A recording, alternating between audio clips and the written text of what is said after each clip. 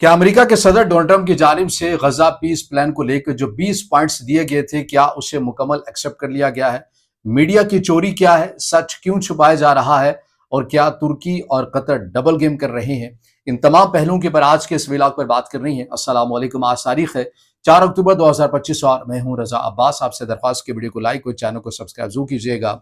Pakistani media और अरब channels दुनिया भर में एक ही खबर आपको चलाते हुए नजर आ रही है कि अमेरिका के सदर डोनाल्ड ट्रंप की जानिब से जो 20 नुकाती एजेंडा जारी किया गया था, इसे मुकम्मल एक्सेप्ट कर लिया गया। तासुर ऐसा दिया जा रहा है, लेकिन जब आप इस तमाम पहलुओं को गहराई में जाकर देखते हैं, हकीकत जानने की कोशिश करते हैं, जब आप द गार्डियन में लिखे गए आर्टिकल्स को पढ़ते हैं, अल जजीरा को पढ़ते हैं, राइटर्स को पढ़ते हैं या दीगर मीडिया आउटलेट को पढ़ते हैं, तो आपको कहानी कुछ और भी नजर आती है। और ऐसा लगता है कि जो कहानी आपको दिखाने की कोशिश की जा रही है वो दरअसल कुछ और है और असल हकीकत कुछ और है, या फिर आपको आधा सच दिखाने की कोशिश की जा रही है, या फिर मैं यूं कहूं कि मनपसंद सच आपको दिखाने की कोशिश की जा रही है। मामला क्या है, पहले आप ये देखिए। अच्छा, इसमें पाकिस्तान का भी एक तजाद है, मैं उसके ऊपर भी बात करूंगा, लेकिन पहले मैंने आपके सामने मुख्तसर और सादा अल्फाज में कंपैरिजन रखना है। अमेरिकी सदर डोनाल्ड ट्रंप की जानिब से जो 20 नुकाती एजेंडे जारी किए गए, इसमें हमास की जानिब से किन पर हाँ की गई है और किन पर ना की गई है, और जिन पर ना की गई है अगर वो ना ही रही तो फिर इस मामले या इस मुसव्वदे का मुस्तकबिल क्या होगा, इसके ऊपर भी हम देखेंगे। लेकिन पहले ये देखिए, कंपैरिजन में आपके सामने रख रहा हूं। डोनाल्ड ट्रंप ने एक 20 नुकाती प्लान पेश किया जिसका मकसद ये था कि गजा में 2 साल से जारी जंग को खत्म करना है, इसराइली यरगमालियों की रिहाई और गजा में एक बैन अल-अक़वामी अबूरी हुकूमत कायम करना है। इस मंसूबे के कुछ बड़े नुकात ये थे जिनके ऊपर ट्रंप का नुक्ता और हमास का जो रद्दमल सामने आया है वो मैं आपके सामने रख रहा हूँ। इसमें एक पॉइंट ये कहा गया था कि गजा बोर्ड ऑफ पीस, यानी गजा के इंतजाम के लिए एक बोर्ड ऑफ पीस बनाया जाए जिसकी सरबराही साबिक बरतानवी वज़ीर आज़म टोनी ब्लेयर या उन जैसा कोई गैर फलस्तीनी शख्सियत करे। हमास ने इस बोर्ड के क़याम से इनकार नहीं किया, मगर वाज़ेह कहा कि इसकी क़यादत सिर्फ फ़लस्तीनियों के पास होगी, किसी गैर मुल्की के पास नहीं होगी। दूसरा जो पॉइंट था, ये कहा गया कि हमास अपने तमाम हथियार छोड़ दे और गजा को मुकम्मल असलहे से पाक बना दिया जाएगा। हमास ने वाज़ेह इनकार कर दिया। उनका कहना है कि जब तक इसराइल यहाँ पर है हम अपना दिफाई असलहा नहीं छोड़ेंगे। नंबर 3 पॉइंट ये था कि इसराइली फौज वक्त के साथ साथ गजा से पीछे हटेगी। हमास ने कहा कि इसराइली फौज को फौरन और मुकम्मल तौर पर निकलना होगा और मरहलावार नहीं होगा, बल्कि ये एकदम होगा। नंबर 4 पर यह कहा गया कि हमास 72 घंटे के अंदर तमाम इसराइली यरगमालियों को रिहा करेगी, बदले में 1000 फलस्तीनी कैदियों की रिहाई होगी। हमास ने यह नुक्ता कबूल किया और कहा कि यह तबादला मरहलावार और बाइज्जत तरीके से होगा। नंबर 5 पर यह कहा गया गजा की तामीर नो के हवाले से बैन अल-अक़वामी फंड्स के जरिए गजा की तामीर नो और इमदाद होगी। हमास ने उसूली तौर पर इतफाक किया, लेकिन शर्त यह रखी कि यह अमल फलस्तीनी निगरानी में होगा, यानी इमदाद आए, गजा में कहाँ पर तामीर क्या करना है, किस तरह करना है, किस अंदाज में करना है, ये फलस्तीनियों का हक होगा, वो अपने मुताबिक करेंगे, यानी उनकी एक कमेटी बना दी जाएगी। अच्छा, नंबर 6 पॉइंट के ऊपर यह कहा गया कि ट्रंप की जानिब से कहा गया था कि इसराइल गजा का इल्हाक नहीं करेगा और ना इसे दोबारा कब्जे में लेगा। हमास ने इस नुक्ते के ऊपर मुकम्मल इसको खुश आइन करार दिया। उन्होंने कहा कि बिल्कुल इस पूरे पॉइंट से हम इत्तफाक करते हैं। अच्छा, अब इसके साथ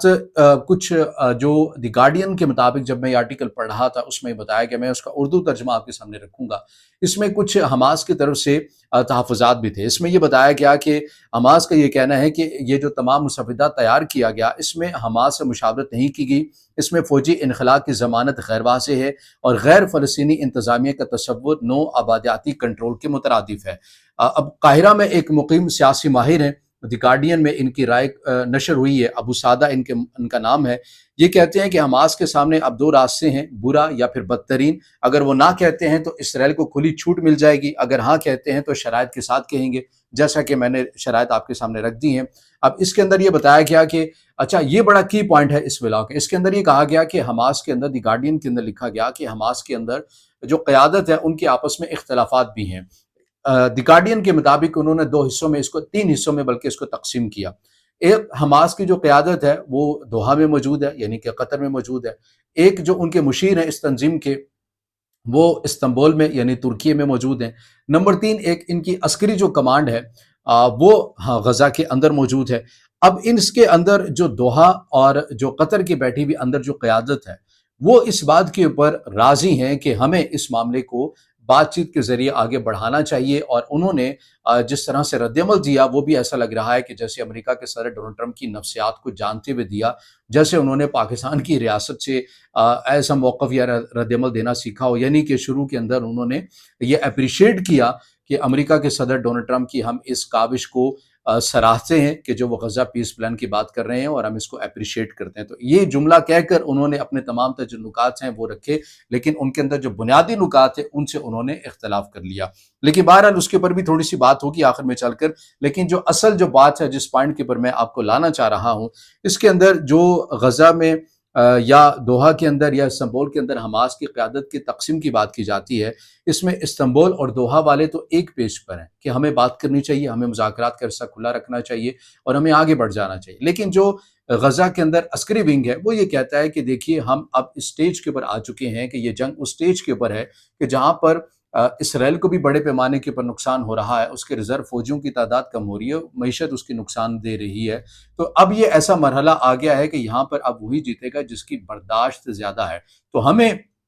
جو ہتھیار ہیں یہ ہمیں نہیں ڈالنے چاہیے، یعنی کہ ہمیں مذاکرات نہیں کرنے چاہیے۔ اب اس کے اندر قطر اور استنبول کی قیادت کیوں چاہتی ہے؟ دی گارڈین کے مطابق ہی اس میں یہ بتایا گیا کہ چونکہ قطر اور ترکیہ چاہتے ہیں کہ حماس کچھ لچک دکھائے تاکہ انسانی بحران ختم ہو۔ یہاں پر یہ الفاظ میں نے بڑا آرام سے یعنی نرم طریقے سے آپ کے سامنے رکھا ہے، لیکن دی گارڈین میں اگر اس کا بالکل انگریزی اگر آپ ترجمہ منوان کریں یا انگریزی کے اندر پڑھیں تو اس کے اندر دباؤ کا لفظ ہے کہ قطر اور ترکی کی قیادت نے دباؤ ڈالا ہے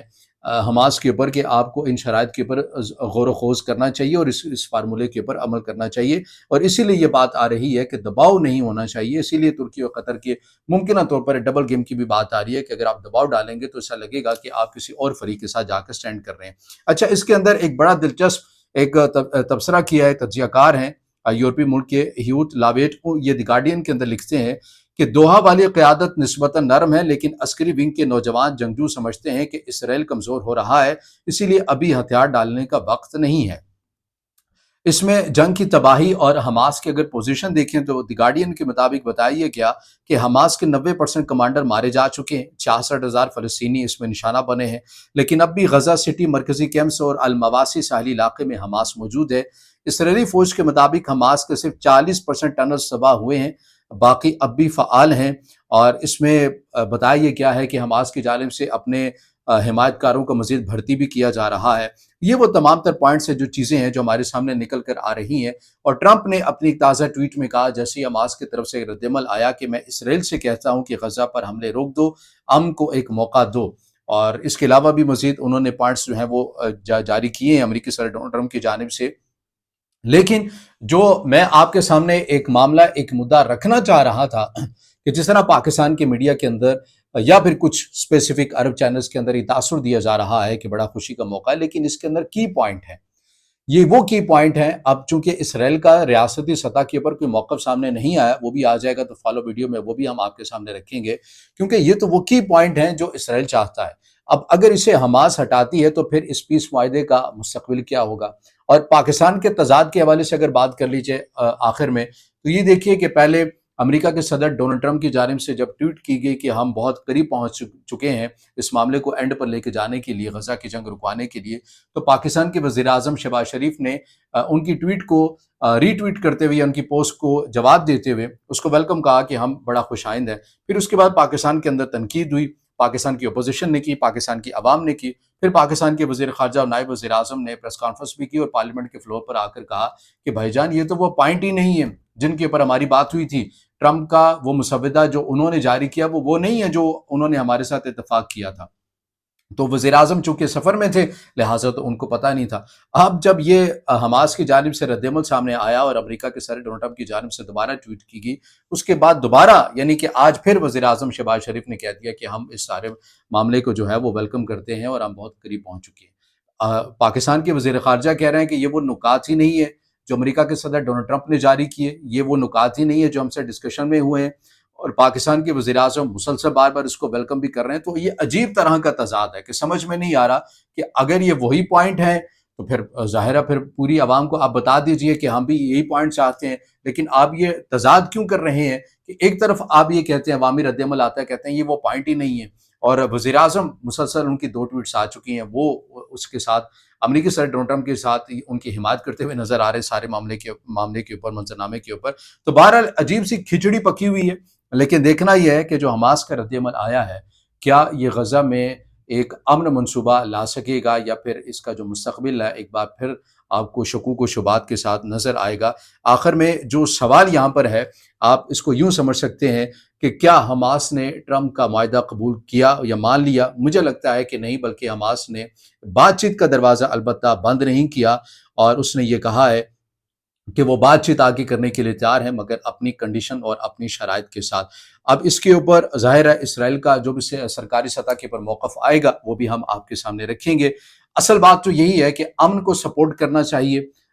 یہ استحقاق فلسطین کا ہے، غزہ کا ہے، یا دونوں فریقین کو آپس میں بٹھا کر ایک فارمولے کے اوپر رضامند کر لیا جائے، وہ جس کو چاہیں، پاکستان ہو یا کوئی اور دوسرا یا کوئی تیسرا ملک ہو. مجھے لگتا ہے کہ ہمیں امن کو سپورٹ ضرور کرنا چاہیے، لیکن بہرحال یہ متاثرین کا استحقاق ہے کہ وہ کن کنڈیشنز کے اوپر امن چاہتے ہیں، اور جن کنڈیشن کے ساتھ وہ کھڑے ہوں ہمیں بھی اور پوری دنیا کو بھی انہی کے ساتھ سٹینڈ کرنا چاہیے، کیونکہ یہ براہ راست معاملہ ان کے ساتھ جا کے جڑتا ہے. تو اب دیکھتے یہ ہے کہ غزہ میں امن آئے گا یا پھر نہیں آئے گا. اس سے متعلق جو بھی چیزیں ہوں گی، اپڈیٹس آتی رہیں گی، آپ کے سامنے رکھیں گے. اس سے جڑا آپ کا کوئی سوال ہو یا رائے ہو تو ضرور کمنٹ میں دیجیے گا، ویڈیو کو لائک کیجیے گا، دوستوں کے ساتھ شیئر کیجیے گا، اور چینل کو سبسکرائب